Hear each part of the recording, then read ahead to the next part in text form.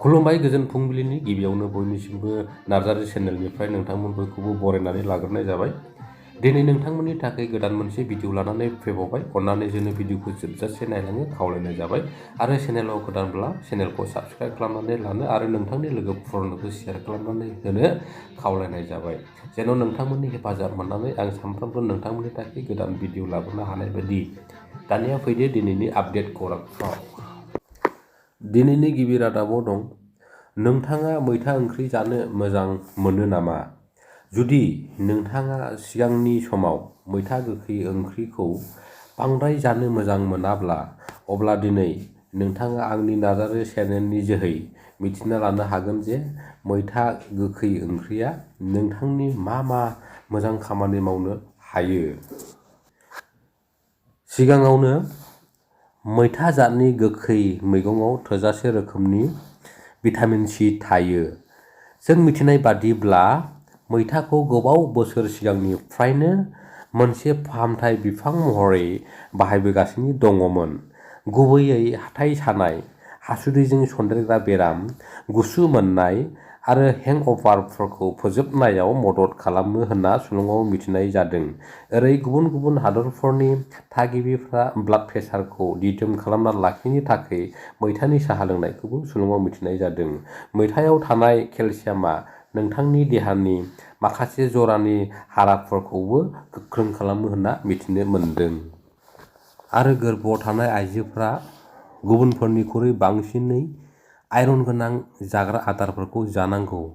मैथाया गोर्बोआव थानाय आइजोफोरनि थाखाय जोबोरैनो मुलाम्फा गोनां होनना जोङो सुलुङाव मोननो हादों, मानोना मैथायाव माल्टिभिटामिन दङ।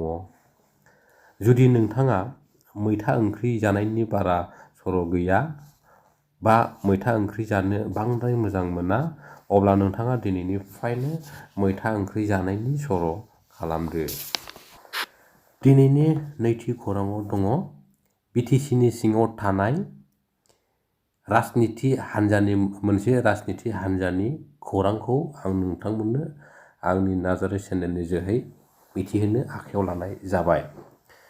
फैगौ 2025 मायथाइयाव बिपिएफ हान्जायानो बिटिसिआव सरकार दाफिनगोन बेयो 100% रोखा एबा 100% सियर। जितेन मुसाहारि बिथाङा बुंबावदों दि 2024 मायथाइयावबो एमपि इलेक्सनाव देरहाना दंखायो,